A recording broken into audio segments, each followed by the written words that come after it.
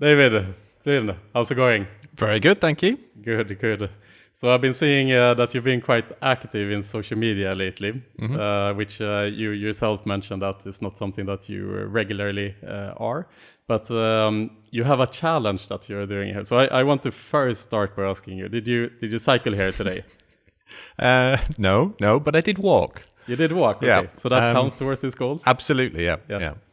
No, it's an Antarctic challenge. Yeah. So we basically the whole group, Glitnor Group, we the aim is to cover the distance from Malta, our HQ, to the Antarctic. Yeah, it's 14,372 k. Approximately, yes. And we've each set ourselves our own minor goals, if you will, along the way. But collectively, we have to reach that target.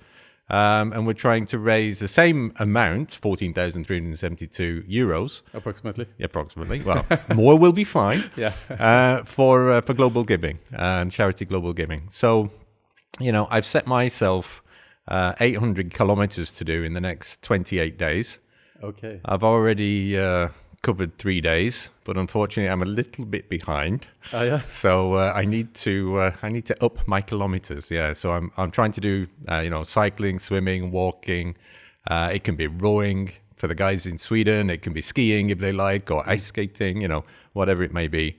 But as long as it's not mechanical, in terms of got an engine to do with it, then yeah, we need to cover that distance, and we're trying to raise funds for a great cause. So yeah, good challenge. Yeah, really cool actually. So you are kind of involving not only Glitnor into this challenge work, but you're spurring on people to donate into this challenge. Absolutely, general, right? yeah. Oh, the whole point is to raise funds for the charity. Yeah. If we hit the goal, then Glitnor will match the amount. Yeah. So there is our incentive there, and everybody else's incentive as well. Yeah. So if we hit the fundraising goal, then Glitnor will match it, and then we've got at least 28,000 for a good cause. That's fantastic. Yeah. So when you sit and kind of brainstorm this type of challenge up, and you obviously for a charity, what type of charity do you consider working with, and how do you? That's a really, really tough question, actually. It's not easy, yeah.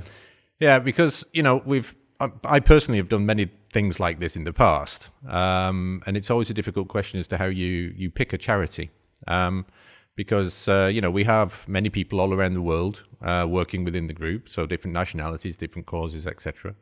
We're a very international team, so different charities can be very important or less important depending on where you are. So we decided to go for a group through Just Giving towards global giving, and global giving support around about just over 5,000 different projects around the globe. So, they have 97 projects in the UK, for example. So that way we can make sure then that the money goes to a very diverse range of charities on an international basis, very much like we are as a group. So it doesn't go to any single charity, and thus, may be great for some people in one part of the world, but not others. Yeah, brilliant. And I mean, the charity angle is something that you worked with in the past. This is not the first time. I know that with Swintt, for example, one of you guys' brands within Glitnor, this project has a charity angle as well, right? Yes. So we within the B2B part of our business, Swintt, we have a project which allows us to be able to give back a certain percentage of the monies or the wages to good causes. Now, we haven't managed to launch it yet, and it is a really, really tough challenge actually to be able to get charities to be able to work with us on this.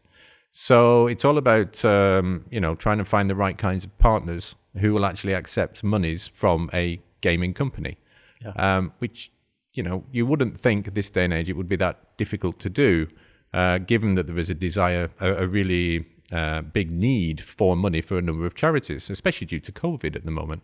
Yeah. The charities just aren't getting the money because they can't raise the money. They can't do all the things that they normally would do.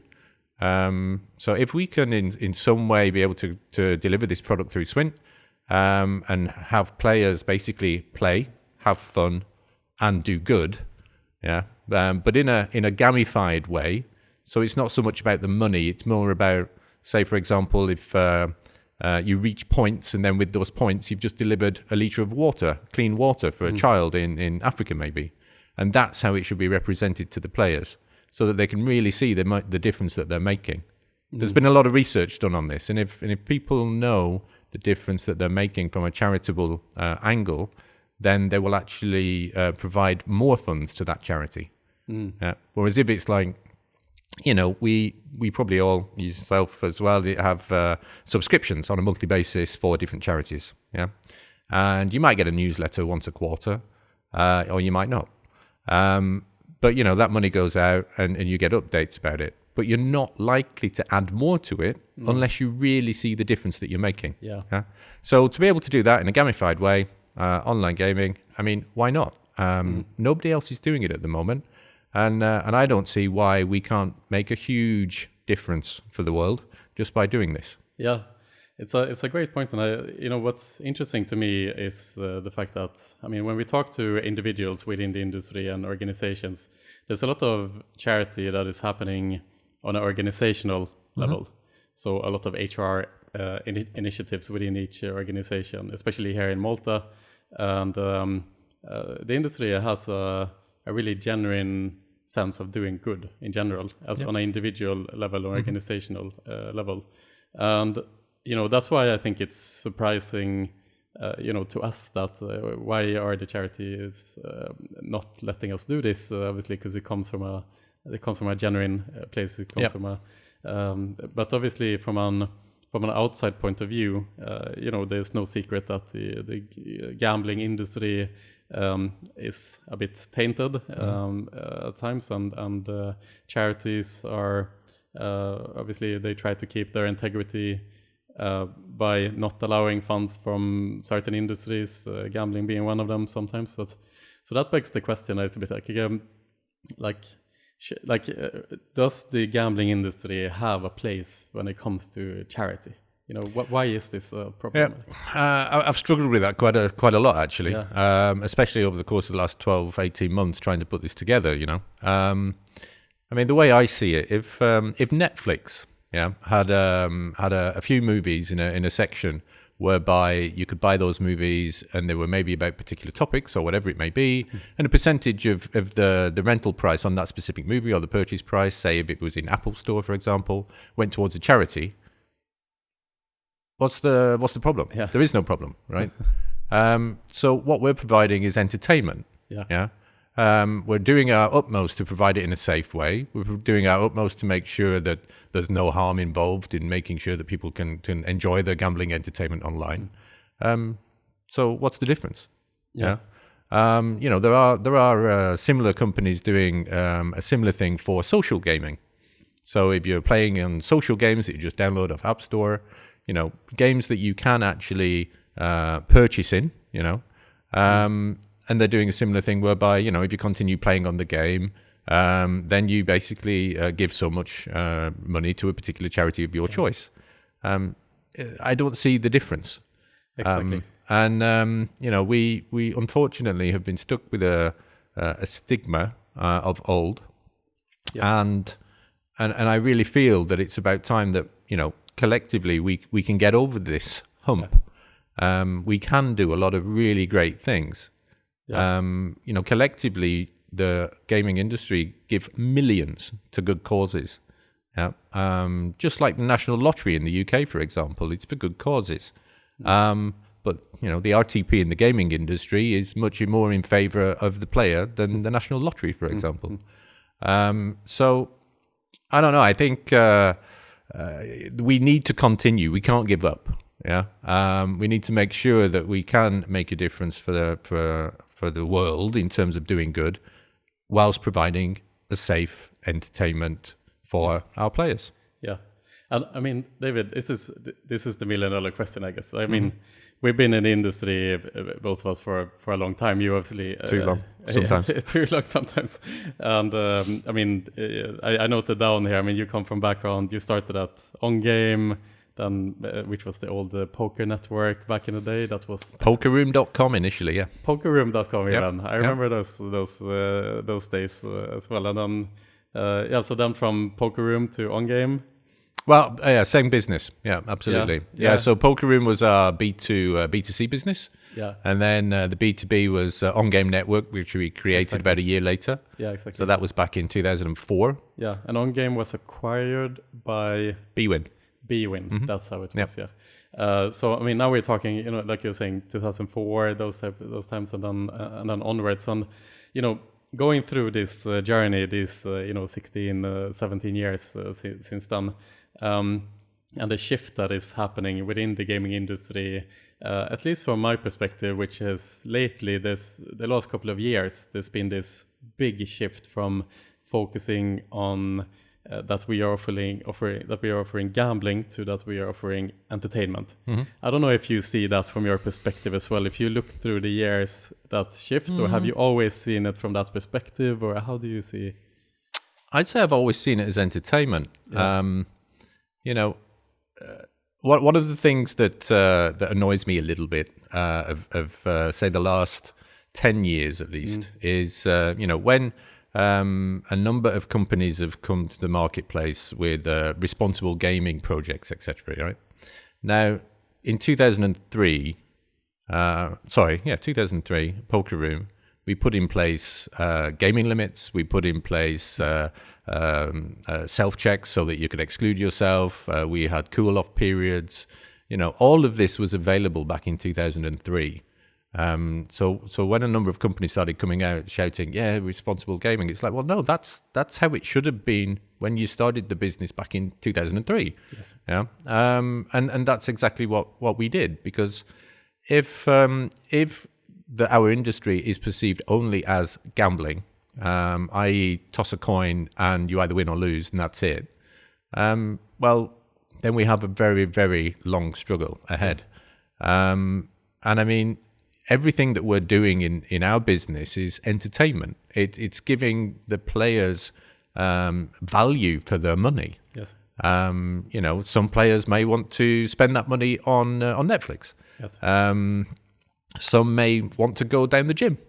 Yeah, we're just saying, well, if you enjoy playing slots, then let's put lots of different gamification, lots of features around it on the site. Make sure that our CS is the best CS customer service in the world. And that's a proportion then of a person's lifestyle. As long as it doesn't get out of hand, and unfortunately, there are those small percentages that it is a problem, just like in many other worlds, many other types of industry. Let's make sure we look after those people, make sure that we have the processes in place, but ultimately it's about entertainment for the masses. Do you think, so taking that into perspective, and then also keeping in mind that I guess what has tainted the industry is this very aggressive marketing that we've seen outwards towards the market, with this messaging of quick wins, withdraw before before you know it, and win big, win now, and this type of messaging, which is kind of targeting the problematic gambler in a sense. Do you think that is part of the stigmatization of the industry? Because we haven't really succeeded in infusing this like lifestyle fun type.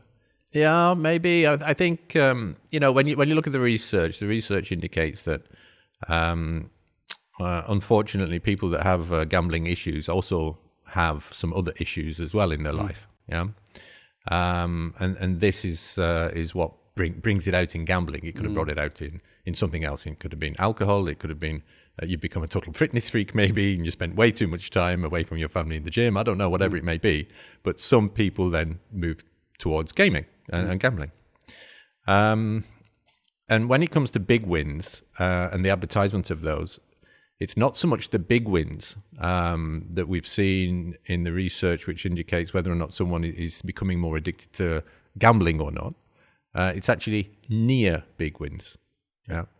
And that is the one of the things that you need to keep an eye out for through our responsible gaming teams, through our CS teams, to keep an eye out for those types of players that have had near big wins, so that you make sure then that going forward they don't try and chase that. Yeah. Okay. So yes, I think maybe there has been companies in the past whereby the messaging has been very much focused around things like that. But going forward, it is changing. Yeah. And it is more about enjoying the entertainment value of a game, enjoying the thrill, enjoying the graphics, the sound experience, just as you do enjoying a movie. Yeah, exactly. So now as we look forward into the future, and there's been this shift now to protect the player much better. At least that's from my perspective. And I'm obviously a little bit on the outside here. I'm not working for an operator, so you will know this much better than me. But this is what it feels like, at least, that the industry, the operators have really stepped up their game in the last couple of years when it comes to player protection. Sweden, UK, perhaps driving that shift. And so let's say in a perfect world, if we solve player protection, will that mean that we can 100% clear the stigma of the industry? Is it just a matter of time?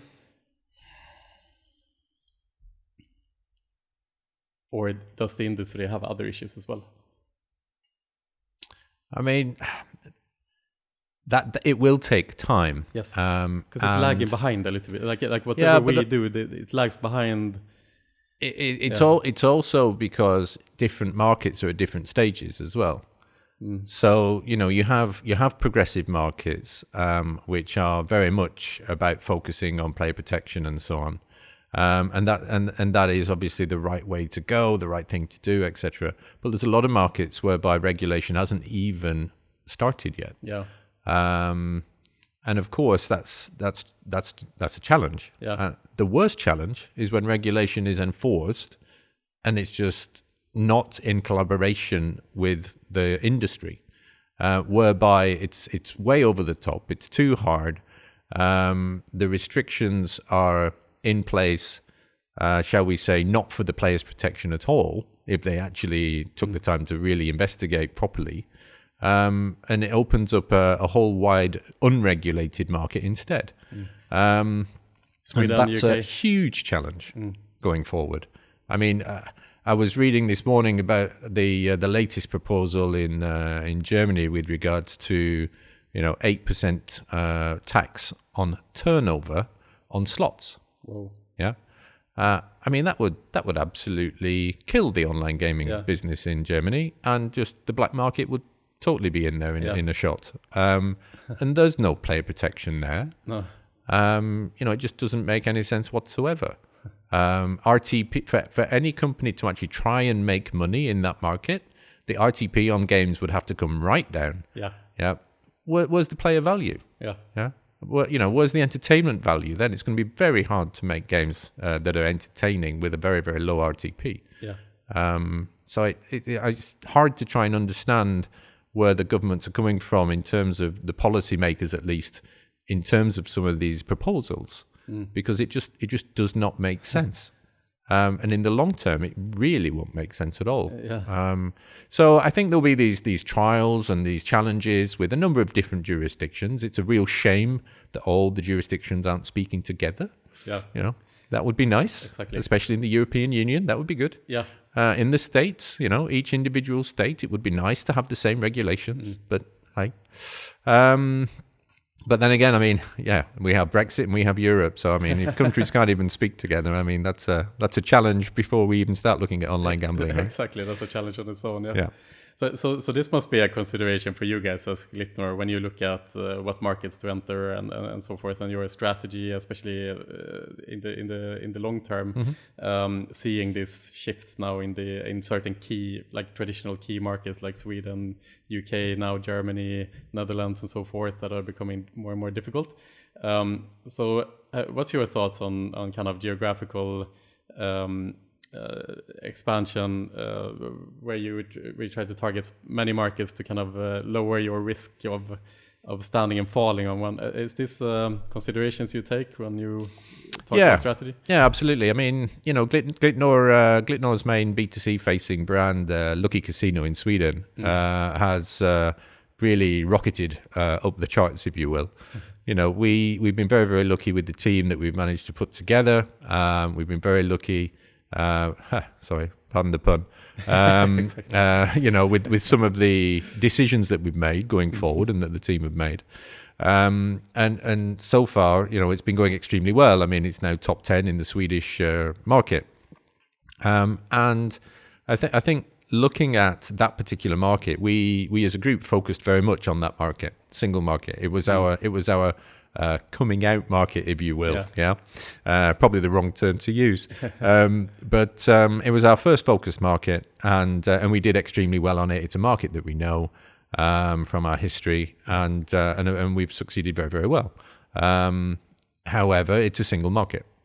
And so, we obviously are looking at, we obviously have other markets as well that we're taking business in from.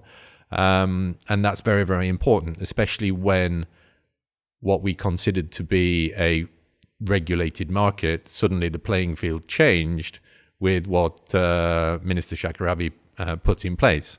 And that changed for a lot of operators in the Swedish market, and what we're trying to do when we look at strategy is, okay, which particular markets do we see as, one, a good market for business, two, a stable market going forward once the regulation's in place? Because that's really, really important. I mean, we expected that in Sweden. Exactly. Hey, I mean, one of the things in 17 years in gaming is there's never a dull day.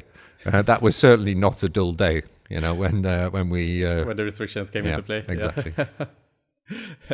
So do you think there's a lot of talk now within the industry? Will these restrictions become permanent in Sweden? What's your opinion? We certainly hope not. Yeah. We believe it would be the wrong thing. And I hope when I say we, certainly within our company and certainly with a number of operators that I've been speaking with, it would be the wrong thing for the Swedish market. It would be the wrong thing for the Swedish people. Yeah. Right now, for every 4 kronor spent in Sweden, 1 is unregulated. Yeah, at least. Yeah. And so that is just going further and further away from what the government wants in terms of regulation, in terms of protecting the people, and what we want in terms of protecting our players. Yeah. If they hit their limits with our site, well, they'll just go to an unregulated site and deposit however much they want. Where's the safety there? There is no safety there. No. So, I really hope that the limits aren't enforced for the long term. And we're doing our utmost collectively together with other operators in order to try and explain the reasoning behind that. But it's quite a challenge when it seems to be a little bit of a brick wall that we're hitting at the moment. Yeah, it's an interesting topic in general. This we talk about geographical diversification and the traditional operators in the Swedish markets, like the Betssons, the Leo Vegas, the Kindreds, and so forth.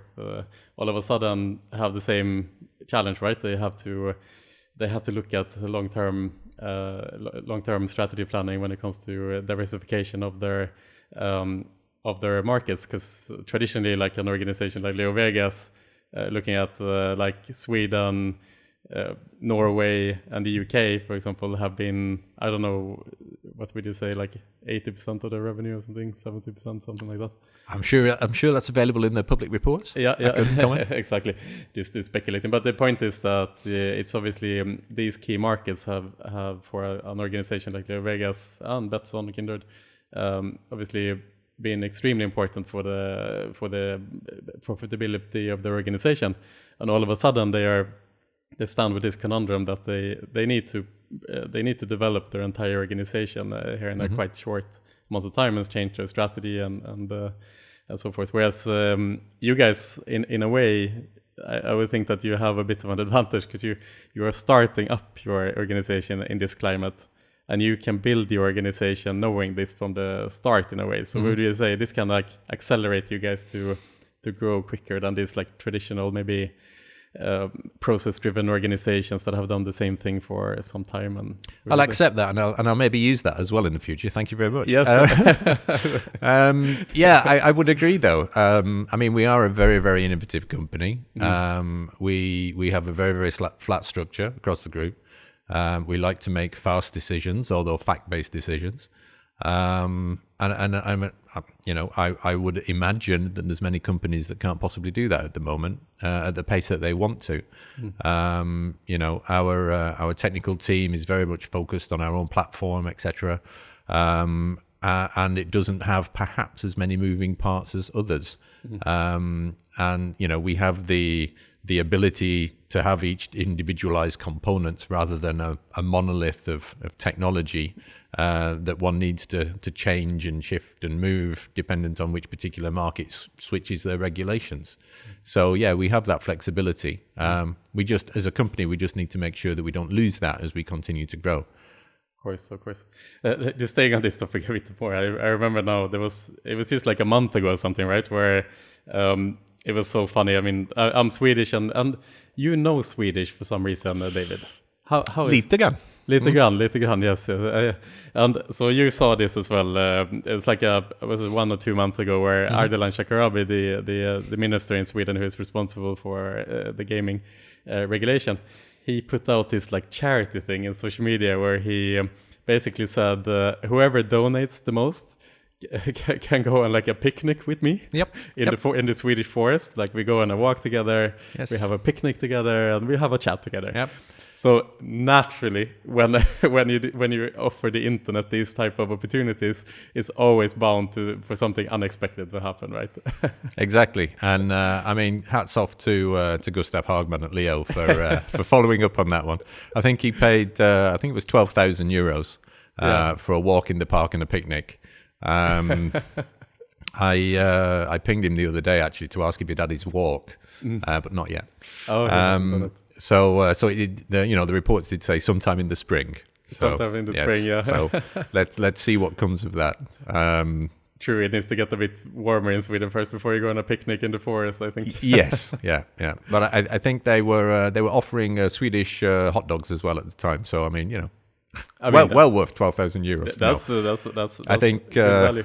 I think actually that conversation will go extremely well. Yeah. I really hope so. If anyone is going to go on that walk on a picnic in the forest with Ardalan Shekarabi from the gaming industry, it's Gustav Hagman. Yep, I think that's a very good option and a very good choice, definitely. Yeah, it will be interesting to see what comes of that. I'm sure there will be a follow-up at some point here. But it leads into kind of the next topic in general, which is I wanted to talk to you about ESG. Basically ethically investments, which has been a little bit of a hot potato for the industry the last couple of years. And the stock market and the investors, the way they invest is not always due to what company they believe in the most or how their quarterly reports looks like and so forth. Not always, at least. The stock market is quite interesting in that there's a lot of psychology involved, obviously, but now more and more it seems like also on the ethical side of things, people want to invest in ethical companies, not maybe because they want to just maximize their own profit, but they want to. It seems like the psychology is heading that way, where individuals want to support kind of ethical organizations, and also I guess in a way, if you're an investor, you would assume that organizations that are that with the purpose of, for example, helping the environment or driving the world forward through the climate crisis that we stand in front of, I guess investors are assuming that these will actually be the successful organizations in the future in some respect. Like look at Tesla, for example, which is now worth on the stock market more than all other listed car companies together. And isn't that just like a sign of where the world is heading in general when it comes to ESG and things? I looked at the share price of another company actually. I think it's BYR, the battery car. They make electric buses. They make so on. A Chinese business, and they've been around since about 2008. and their share price has gone up this year by 5 times. Yes. Just in 12 months. Yeah. So whether that's on the back of Tesla or whether that's on the back of their own success, but they are becoming a very, very strong business to be reckoned with in the world of automotive. Yeah. So I mean, I think there's a fine line between only going towards ESG from the investment portfolio perspective. Obviously, they're still looking at the fundamentals of the businesses as opposed to just saying, "Oh yes, it ticks all the green boxes. Let's invest."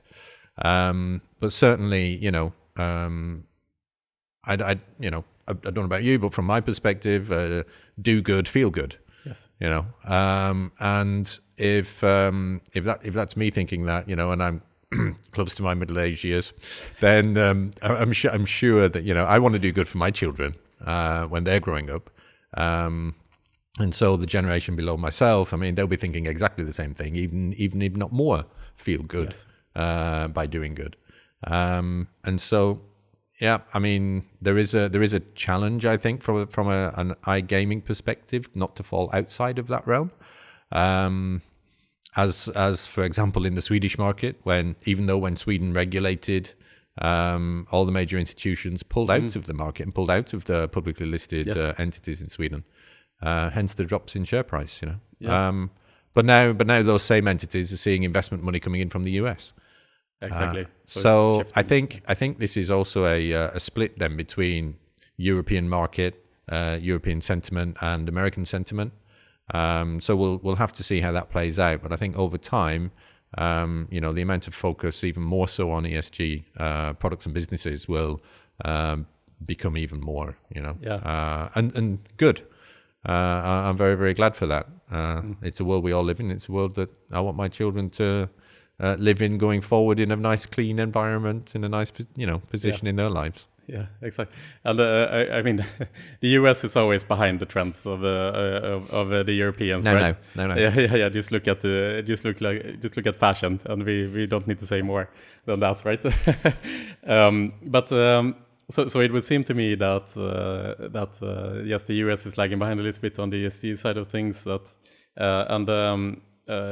And yes, you're absolutely right. I mean, look at the share price of DraftKings, for example, now, which is, it's like their market value is something like 21 billion or something, and they don't even have near as high revenue as some of the traditional European operators. Obviously, the market believes in the US market, the future of that market, obviously, and DraftKings is in the pole position to take it. But I think you hit the nail on its head in the sense there that the investments are coming a lot from the US at the moment. It's being driven, and even you know more than this about me, but what I hear is that even companies that are listed in Sweden, for example, aren't necessarily looking exclusively at investors in Sweden, but they are also trying to attract investment from the US, for examul. Yeah, I think Kindred mentioned this specifically with Manustan, who are now pushing the US quite hard. Absolutely, and I mean, if you look at some of the investors in the publicly listed companies and some of the recent ones that have actually thrown quite a lot of money in,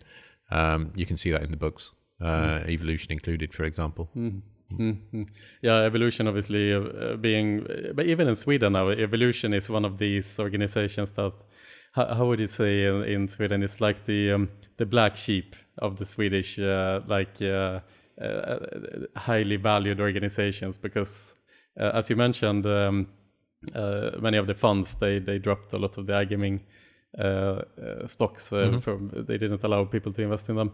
But now Evolution are so big that they are one of the biggest listed companies in Sweden, which means that they are now included in the index funds, like the top 30 index funds or whatever in Sweden. So I think we should give a little bit homage to Evolution for kind of giving the iGaming industry, putting the iGaming industry a little bit more in the limelight. Back into the pensions. Yeah, exactly.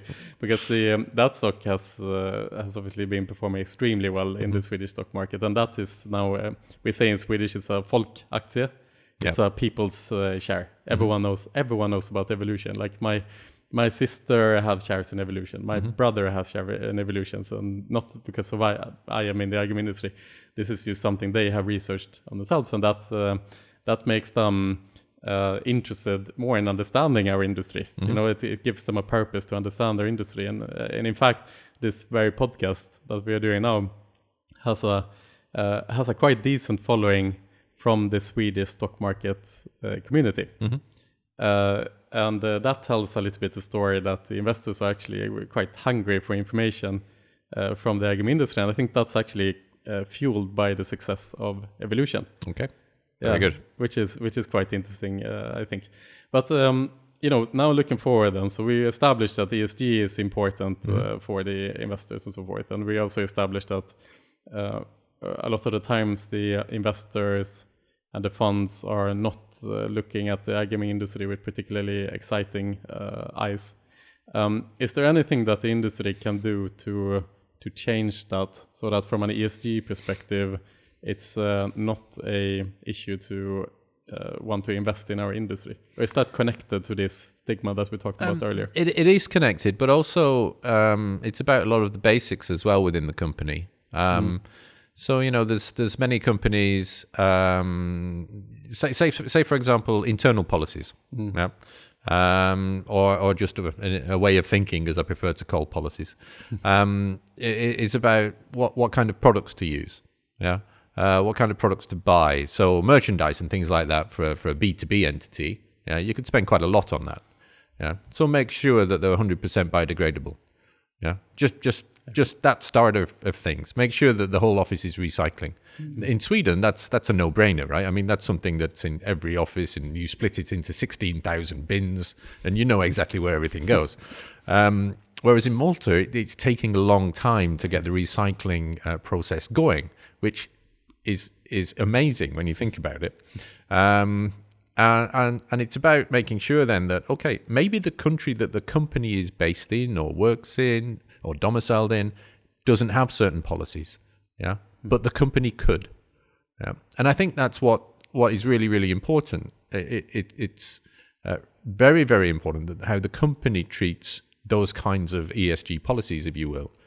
Not necessarily about what country you're in or what policies are enforced upon you by the government, but how the company reacts to it.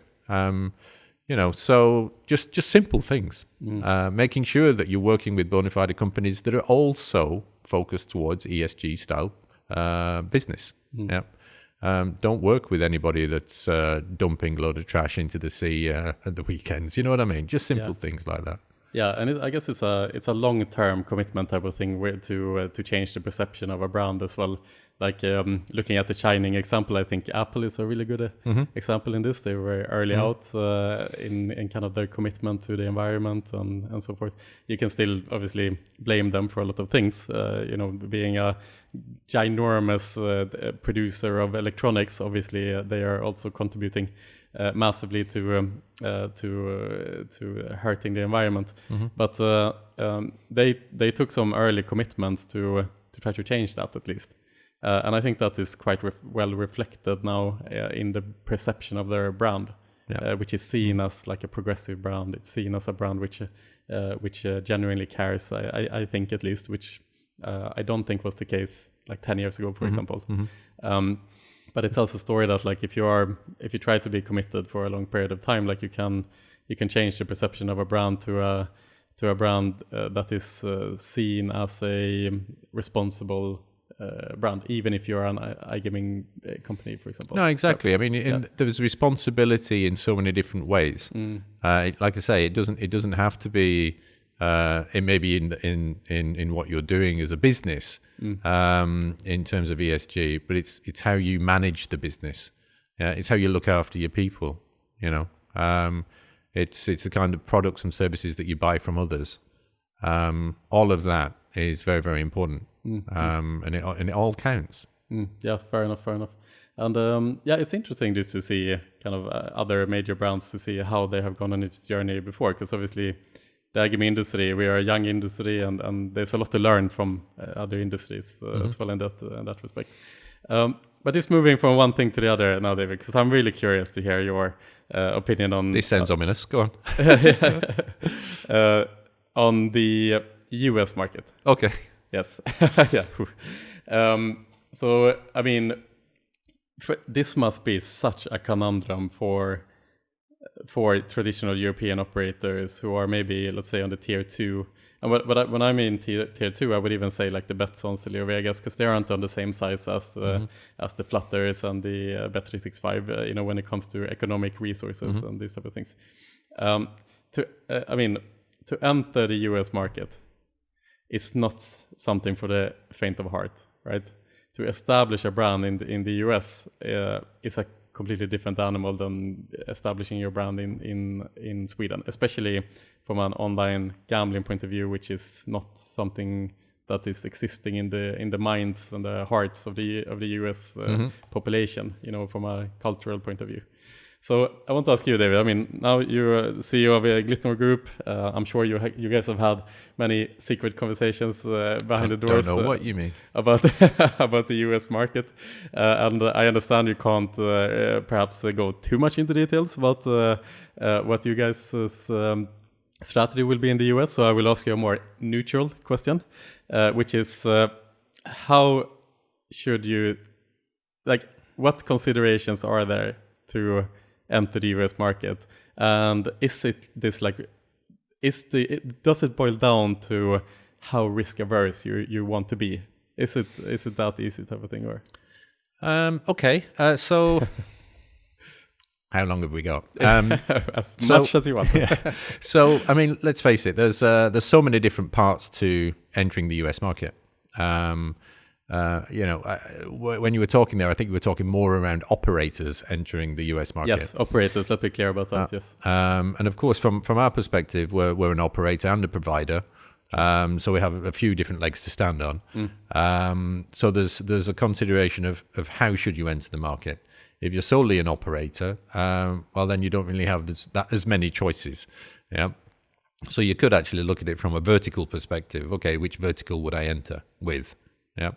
As an operator, this is what Betsson is doing, for example. They are entering with their sportsbook solution, but not particularly on the B2C side. Yeah. Yeah. So exactly.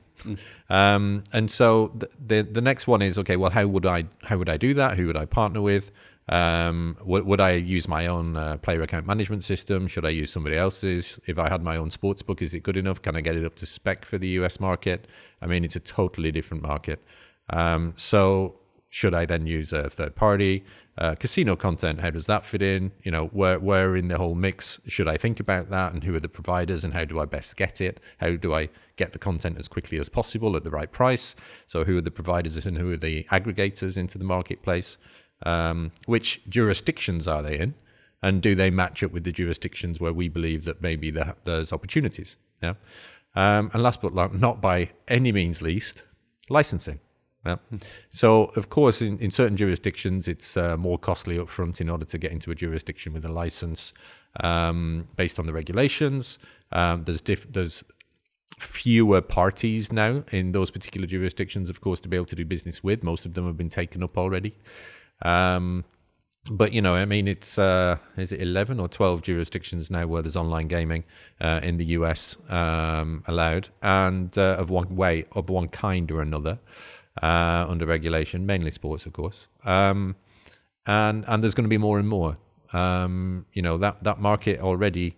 If I think about it, I think New Jersey in December did just over 900 million in handle. Yeah, just in December. I mean, that's a pretty sizable market. Can you compare that to like a European country? Yeah. Example? So I guess if you consider New Jersey December, extrapolate it, you'd probably be looking at the same size as Sweden next year. Wow, that's massive. Yeah, massive. Already next year. Yeah. Wow. So I mean, there is a lot of opportunity out there. Yeah. It does cost a lot of money, but you don't have to have buckets of marketing money if you do it in a smart way, and you have the right kinds of partnerships. So. It's about finding the right kind of partner, and then, of course, finding the right kind of tech and how you put your brand forward and so on and so forth. And very much importantly, do you use your own brand? Do you start a new brand? Exactly. Yeah. Do you provide services to another brand? like a land-based casino brand, for example. Yeah, BetMGM, and Yeah. So yeah, there's a heck of a lot in there.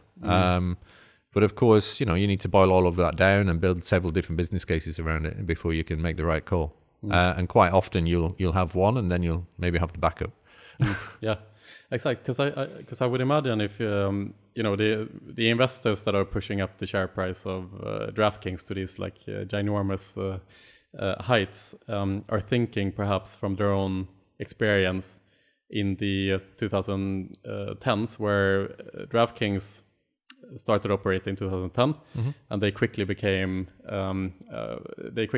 took over the market on the what's it called, not the sports betting, but they were before Fantasy. the fantasy sports. They operated in the fantasy sports market together with the FanDuel. They were the number one and number two, and then there was nothing, and there were about other 10 brands something below them.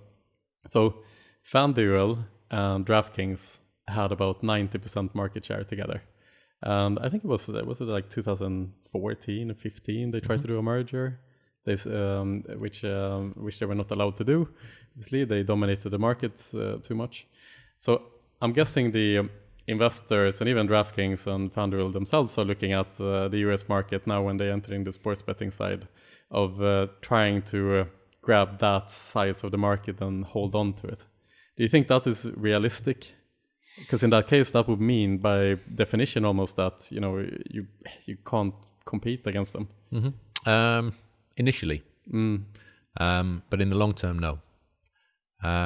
If you look at this is going way back now, even before UEGA days, when Party Poker were the number one poker site in the US. And they came up out of nowhere simply because of a marketing campaign that was on TV and sponsorship. Yes. And that shock, I think, that was felt in the industry at the time, it was like, oh, wow, where the hell did these guys come from? Yeah, they came from nowhere. Yeah, I remember. And of course, they continued to go and continue to grow until, of course, UEGA came in and so on and so forth. Yeah. Now, we're not going to go through another UEGA, I don't believe, in the US. However, that we are going to find another situation whereby money to buy marketing is not going to be the only way that you can win in the US market. That will be the initial way. But as we've seen in Europe, there are always going to be initial pockets whereby smart, innovative companies can really make some money out of it. By not necessarily spending on marketing, but perhaps on other projects, let's say. And doing so will then be able to move from state to state and continue to grow the business. I'm not saying that's our plan, but it's certainly something that, if one is looking at the US market and thinking constantly, we're too small, well, I'd say no, look again, because I know of companies moving into the US market that probably most people haven't even heard of yet. Okay. And there are ways of doing it. It's a good opportunity. Just like entering into the Spanish market or entering into the Portuguese market. But obviously it's state by state.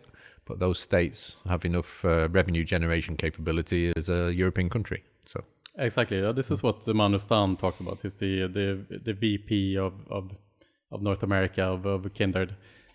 He talked about this don't look at the US as one market. Look at it as 50 markets. Each state is its own market, so to say. And that, I think that was the strategy of Kindred, is to choose their state wisely. They are aware that they don't have they aren't the financially strongest organization in the US when they're up against the FanDuels and the DraftKings and BetMGMs and so forth. But if they are more targeted in their approach, they pick a couple of states, then they can potentially get a foothold in that state. So I guess, and then on the opposite end of the spectrum, you have then Betsson Group, who are taking a much more cautious approach, where they aren't necessarily going into the market with their B2C side of things. They are pushing their sportsbook product. And it will be interesting to see who comes out as the winner here, because the price to enter the US market is obviously huge. Yep. But as we've seen in the past, with organizations like Gaming Innovation Group, for example, enter the US market too early, it cost them too much money, and eventually they pulled out, and with their tail between their legs. There's not a given, right? No, absolutely. I mean, it's a heck of a lot of hard work. During my days at Nix Gaming Group or NYX Gaming Group, we had a strategy to very much focus on the US market. In terms of resource, in terms of being able to manage the decisions between, European business in terms of tech resource or in making the changes for the platform for the US market, et cetera, et cetera. We knew that it was very challenging at the time to be able to defend our focus on the US in terms of short-term revenue, because we knew it just wasn't there. But this is a long-term play, for the US market and a US market entry in a big way. And so we entered it with two particular products, and then post the acquisition, of course, of OpenBet, bringing the sportsbook onto the platform as well. I mean, that worked out extremely well. And then Scientific Games bought the business. So we must have done something right. Exactly. Good strategy in that regard. So I'm a bit confused, Hanna. Again, there's a simple answer to this question, I'm sure. But you mentioned like NYX and even Gig, focused on the US market quite early. NYX even earlier. But it was not until was it 2018, right, where the Supreme Court basically struck down this legislation that made it possible for sports betting, online sports betting, to be legal. Why did organizations invest so heavily in the US like years before that? I mean, we without giving too much away, I guess the focus was it will become a big market. Yeah. One day it will. Believe it or not, we thought we were too late. Okay. As opposed to too early. Okay. But we saw that there was a huge opportunity there from a platform and from a casino content perspective. And it was only 2 states at the time, New Jersey being the biggest, of course, and then Delaware. But looking at the figures, we knew that we could, after a number of years, make money out of that business, even if the other states weren't going to regulate. And that was business models without the inclusion of sportsbook. So it was based on sound financial decision making, and let's just say a bit of a gung ho approach when it came to making sure we could do the right kinds of deals with the right land-based casinos. But those deals were done. Hats off to the commercial team and to Matt David, the CEO, and yeah. Fair enough. David, something that really fascinates me in general is leadership, and I'm so lucky to be able to do this podcast with a CEO like yourself, who have steered the ship for a lot of major organizations in the past, and who can bring on who have a lot of interesting experience. And I'm really lucky to be able to do this podcast and be able to speak to people like yourself. And now I'm humbled, mate. Humbled. Yes, exactly. I'm not going to build up you too much, David, but it's something that fascinates me, and I operate a small organization myself. I'm a manager myself, and I want to try to do the best I can as a manager, at least.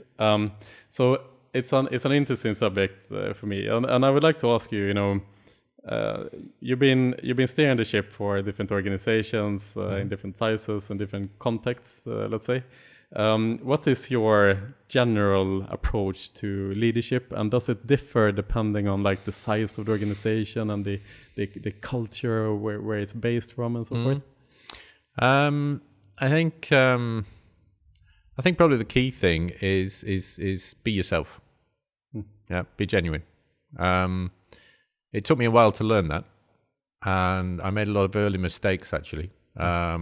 By trying to be probably somebody that I wasn't, and not having enough fun in the office, if you know what I mean. Yeah. So I think everybody that I've worked with probably over the last, I don't know, maybe 7 years or so, 8 years, have seen a totally different side of Dave than maybe the people that I've worked with previously. You know, so being absolutely genuine. And it comes back to something that maybe because I'm from the north of England, you know, if you wouldn't consider doing it yourself, then don't ask anybody else to do it. That's something that I always keep in the back of my mind. So, you know, it's very straightforward. I'm a very straightforward kind of guy, really. And looking at over the course of the last 17 years, wow, it's been, I guess, on game grew up to around about 330 people. Obviously, they weren't all reporting into my team, you know, but that was a very rapid growth from 30 to 300 odd in 3 years. And then microgaming, that was a growing office working together with Roger as CEO and John Coleman, who was the CFO at the time, and managing the growth of the commercial team there. And then, managing Nix, which was a very, very small 28 people, maybe. We had some really tough times in the early days. Had to whittle it down a little bit, scrimping and saving, you know, until we managed to get it to break even and merged it together with Next Gen Gaming when Matt Davey took over as CEO for NYX Gaming Group. And I guess growing then the commercial team and the commercial business, that's for me. I became a lot more of myself during that period. The pressures of being a CEO with a company that was at the time quite challenged financially, and turning it around from loss making to making money. It was a great, you know, learning experience, and I thankfully had a very, very good team of people around me that I'd worked with previously that I managed to coerce to join me. And hats off to them as well. Actually, they did an amazing job in helping to turn the business around, you know. So yeah, I mean, find the right people, be totally genuine with how you manage everybody.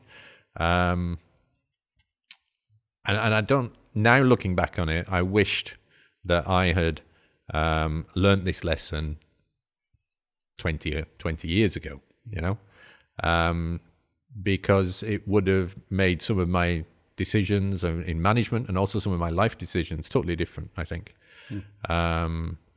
But now I am myself, and you know, people either like that or they don't, I guess. But I try to be very, very fair. Sometimes you have tough decisions to make, which don't work out for everybody. But you know, as long as you're open, honest, straightforward, and be totally pragmatic about everything, you know, I don't think any member of the team could ask for anything more. And that for me is really important. You know, that's just about being yourself, and managing yourself, yeah, and making sure that also if you're giving your team and saying to your team, okay, guys, work-life balance, for example, you need to do the same thing for yourself as well. Yeah. And you know, many years ago that wasn't the case for me. I was very much I have to be the guy first in the morning and last in at night, and so on and so on. And yet everybody didn't see that I was working when I got home and at the weekends and so on, you know, and that can get too much sometimes. So you need to make sure then that if what you expect of your team, you expect of yourself. Yeah, and I think that's really, really important. Yeah. So be yourself. So everyone who is listening to this, you know, if you want to go into the office on a Friday, you don't want to wear pants, just don't wear pants. Yes, why not? Just don't wear pants. Did everybody hear that at Glitnor? No, okay. Right. Exactly. Yeah. Okay, we made a huge mistake here. No, that's fine actually. I mean, you know, the summers in Malta, right? They're too hot. So if you don't need to wear trousers in the office, why would you? Yeah, exactly. Yeah. That's absolutely agree with you on that, David. But it's interesting what you're saying. So you kind of had this kind of chip on your shoulder the first, you were saying, like a couple of years as a manager, where you felt like you need to be the one who is in the front at all times, working harder than everyone else. But so do you feel this is, I guess, when you have that leadership style of having to have that chip on your shoulder, Do you feel that also puts pressure on the employees, that they feel that they have to do the same? Like, you're sick, for example, you have a cold, but you're still working, and then the employees, they feel they have to do the same thing. Yeah, even though then I would say, oh God, you're ill, go home. What are you doing? But I wouldn't follow my own rule. Exactly. Yeah, that's the key, right? And then they would feel as though they couldn't do that either. Yeah. And this is all, of course, in retrospect, right? I was very, very naive, I guess you could say, 20 odd years ago. God, doesn't time fly, eh? But yeah, you could say that, absolutely. Yeah. Was there like a moment or a time or something specific that happened that made you change this way of managing? Yeah, I think I think from my perspective, it was very much about I was very much focused on work and working like an absolute crazy person. You can see that things around you aren't working as they should.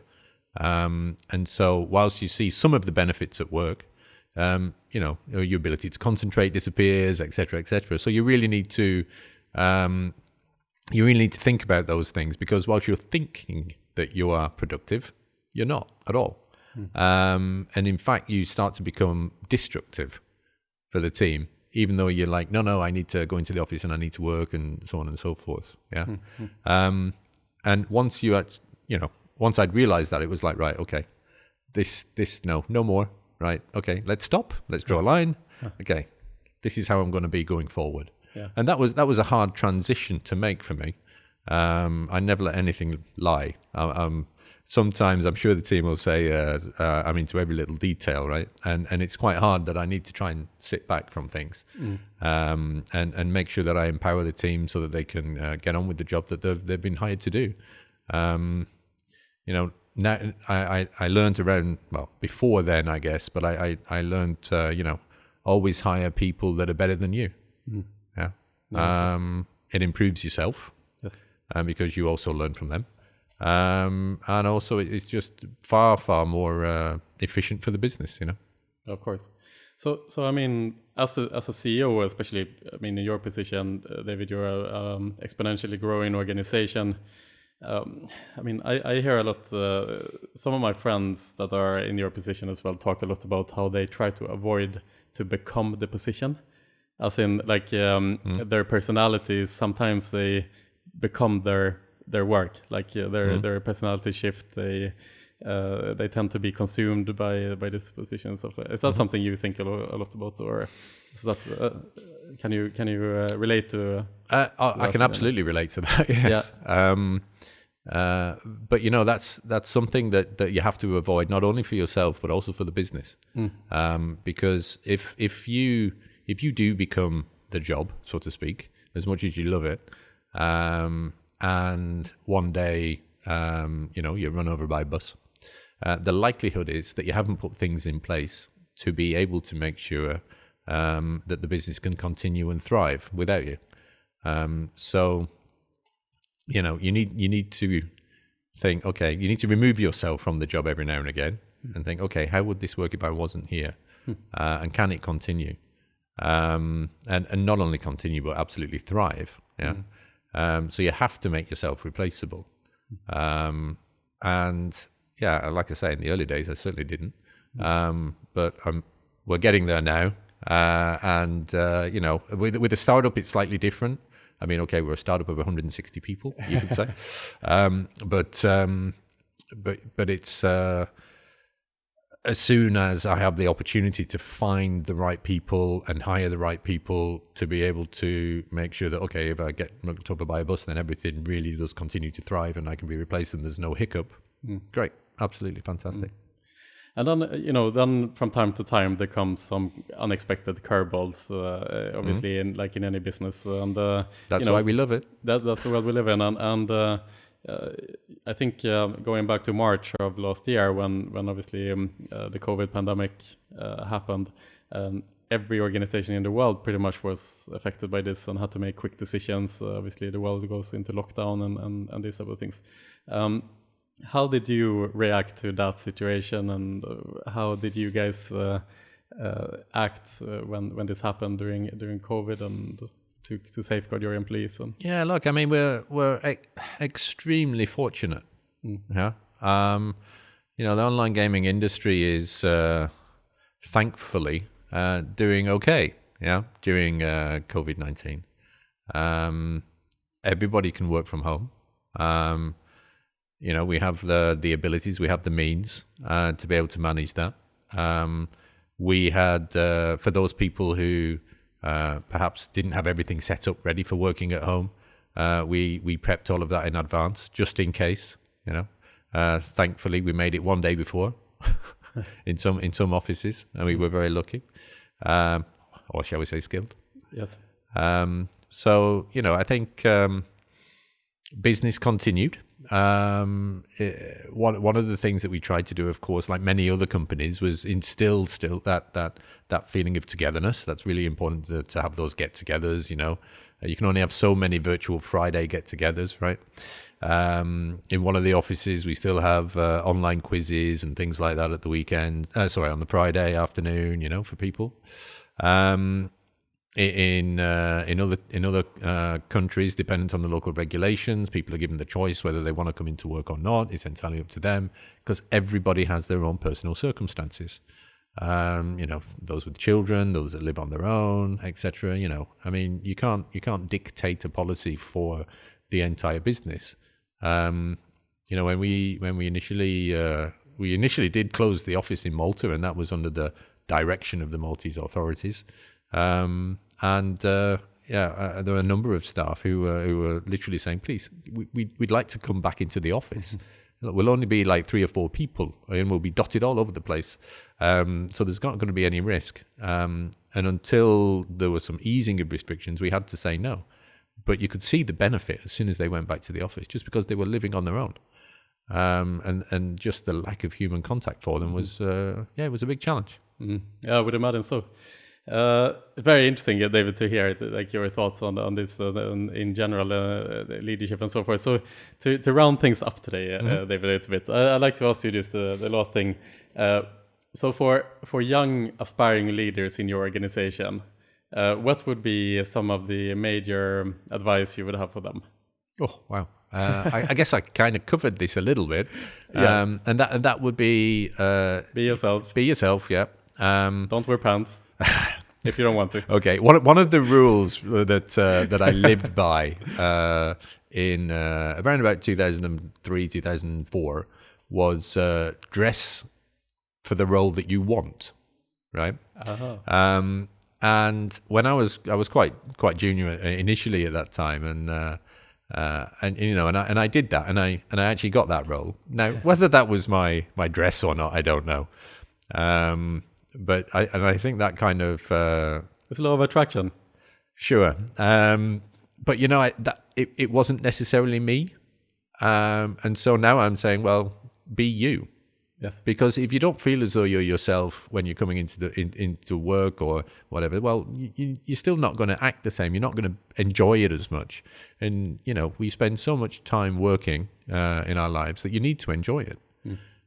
So yeah, if you don't feel right in a suit, well, find a job where you feel okay. Yes. Yeah. Maybe not the best advice in the world for somebody, but you know. Otherwise, it's just making sure that you do have a balance. You are yourself, and every day come to work with a smile. I love it.